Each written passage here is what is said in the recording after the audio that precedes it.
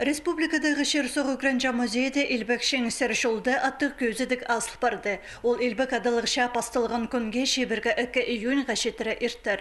Шитон 8 шылмының алнынды таңчарып шетқан тұсты ачын үржіпстің шерзер шаны кірібіскен. Постың шері сон арычыларға мұлтық тудырғы көзі паршын чон көдірілген. Фронсар ызырға сұрыныстан пастағы оқынырды оға көп кізі айланған.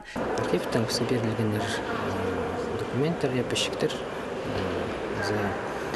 Önünde kızlar haydalı kögünlük aşağıya barganlarında. Aşağı haydi bastırılgan, işte praypçesi, pray şol ködürülgen. Bastağı günlerinin prayzı peşik baskanlar, surundganlar frontқа baraga. Menendar mınday üstünün materlar gözlükleri, bazı тылды хайдық тоқ сапарылған.